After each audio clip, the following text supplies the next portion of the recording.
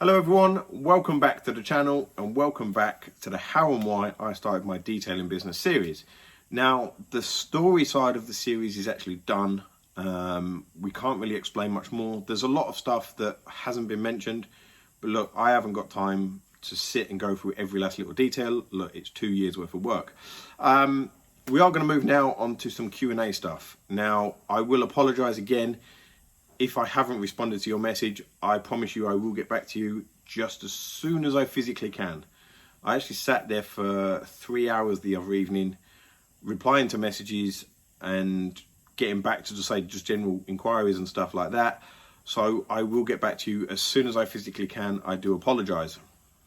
Now in this episode, we are going to do some Q&A stuff. I've got a list of questions that people have sent via the social medias, and we're going to try and get some of them answered a bit in depth, the ones that we need to, and just try and get some responses out there so you guys get some answers. Now, first question on the list, can I do a day in the life of me video? Yes, this is on the cards. Once physically allowed to go back to do some mobile work and we've sort of caught up with a bit of backlog, naturally, I've not cleaned any cars physically on the road since the end of December. Now, I've got customers blowing my phone out, wanting me to come and do their cars. I think the first month after lockdowns and restrictions are lifted, I'm just not going to have the time. But I will have to get a videographer to come with me for a day to film the day in the life of me. It's not something that I can physically do myself, unfortunately. It's just too time consuming with the workload I'm going to have. Where do I see myself in 5 years? Now, this has come from multiple people. I don't know is my honest answer to that. I never expected to be where I am in 2 years, let alone trying to plan 5 years ahead. If COVID is gone, I'm still doing something I love and hopefully ticked off a few more, I say, bucket list cars to detail. And the business is growing still, or have grown considerably. I think I will be happy. There's a couple of goals. One is a personal vehicle for myself to buy. I'd like to be able to buy an R35 GTR. It's top car on my bucket list to buy. There's a couple of cars on my list of I'd like to detail. One of them actually will come up in a minute in a question. But some stuff like an F40 would be cool. That sort of stuff. Obviously, we've got the GT3 RS at the minute, which is hiding around the corner. But just, I think, just still here, like as a bigger brand that a lot of people know and a lot of people talk about, sort of thing. It's nothing fancy, but just want to be bigger and more successful than we already are, to be honest. What is the one car you would like to detail? 100 million%, that would have to be a Koenigsegg Agera R. Absolutely incredible machines. In fairness, never even seen one in person, but it would have to be one of those. I know that there is only, I think there's only about 5 or 6 in the country that I'm aware of. But the chances of me getting my hands on one of them is second to none. It's not likely to happen, unfortunately. So we can dream. But if that happens, if in the next 5 years I've worked on a Koenigsegg, I'll be a happy man. That's for sure. Where are we? So how did you come to have such a great working relationship with Autobike? Now, that goes back to the video series, and they've been there from the start. The whole situation of the parcel getting messed up, going to Adam, and that's where it really started. To me, a big point is customer service and respect. So the customer service I received there was absolutely incredible. And that sort of led to the relationship starting, and then obviously did the training, and that built up where we are now. So I wouldn't be where I am without the support of Autobrite and the guys there, but that relationship has built up. I know that there is a lot in the works for 2021. There is some stuff to come with myself and them. We are going to be teaming up on more work. I've had multiple inquiries with some special projects, so the chances are the guys are going to be involved in them, and I know they got some stuff in the pipeline that I will be involved in as well. What is the hardest and most satisfying vehicle you've detailed? That would have to be, without a doubt, the 1965 Hertz Edition Mustang that myself and Nick from Autobike did. That job made me turn grey overnight. It was that stressful, that job. It was crazy, but it was probably the most rewarding when it was finished. It was absolutely incredible. That vehicle is actually now for sale, so if anybody's feeling flush and wants to buy that Mustang, it's for sale. When you started your business, did you buy everything cheap and then progress and replace it, or did you just buy it all in one go? I've got a good friend in motorsport that lives by the rule of buy cheap, buy twice, and he has pushed me with that with camera equipment. Now, this person has cost me a lot of money over the years because of me looking at stuff and then him showing me something that's 3 times the price because it's a better quality, and that's how it's ended up. He's a bad man, and he's a bad man to anybody that watches this video that is in my little motorsport world, knows who I'm talking about and will back me up 100%. But he is also right. So I did everything properly the first time round. Hoover wise, I bought Henry.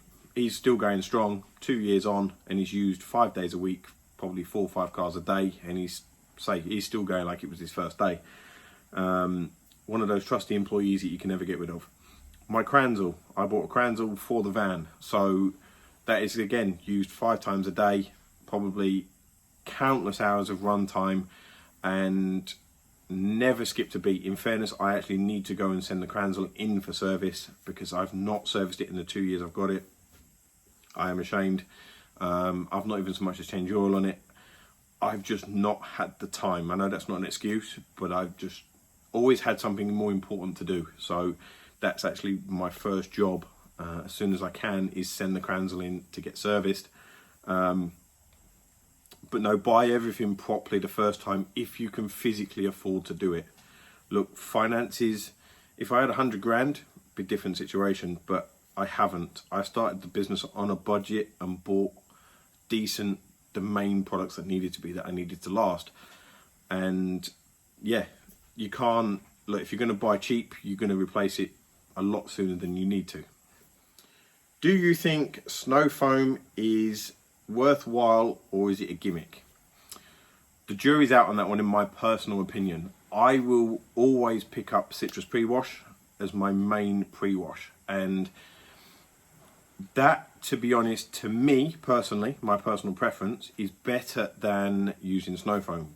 But in the summer, I will prefer a snow foam because the cars are a lot less dirty. They're just dusty. It's like dirt. Whereas in the winter, it's a lot more mud. Citrus pre-wash for me will do a lot more than a snow foam. Snow foam has its place, but yeah, look, the jury's out with me. I'm very hit and miss if I like snow foam or not, because it makes such a mess and you're also losing time. So when you're mobile and on the road, 10 minutes dwell time or 15 minutes dwell time for snow foam is 15 minutes you've lost. Like, you can fill your buckets out, but that doesn't take 15 minutes. You can do the brushing, like the badges and all that sort of stuff, doesn't take 15 minutes. So yeah, I'm very 50-50. I do snow foam everything regardless, but that's more of it's correct procedure to do that.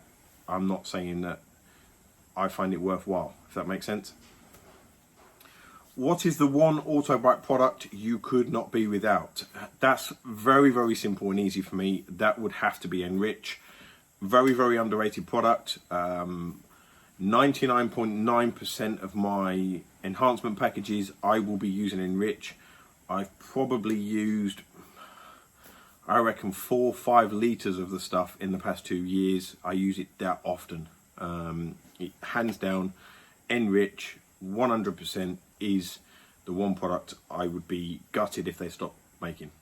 Name a brand of products that you haven't used but would like to try. That's quite easy. That would probably be Garage Therapy. I've seen a lot of stuff about their stuff recently. The tyre serum and their decon shampoo for coatings. So yeah, I think it would have to be Garage Therapy all the way, and I believe I will be trying some of their stuff soon and we'll be giving some feedback on that. What is your biggest hate when detailing, interiors or exteriors? 100% has to be interiors. I've got quite OCD for my own vehicles, like for interiors, because at the end of the day it's my office, especially on the van. But I like interiors to be nice. They're a nice place to be, or meant to be. Pet hate is when people eat in their cars and there's crumbs, there's rubbish. The amount of cars I get in and you find wrappers down the side of seats, or sweets melted into door pockets. There was one car during the summer of 2020, so it was a Discovery, and in the rear cup holder there was an open, no packaging bar of Galaxy just sitting there, and it was about 27 degrees inside the car, so you can imagine what that looked like. But no, interiors are my pet hate, especially with some manufacturers. Their interior carpets are like cardboard and they're horrific for cleaning and hoovering. And ladies and gents, that concludes this part of the Q&A series. We are going to be doing a lot more. There is stacks and stacks of questions that I need to get through, so there are going to be some more videos to come on those Q&As. If you do have a question, comment below, send me a private message with a comment with a question, and we will get it answered as soon as we physically can. But other than that, stay tuned, thanks for watching, and we'll see you on the next video soon.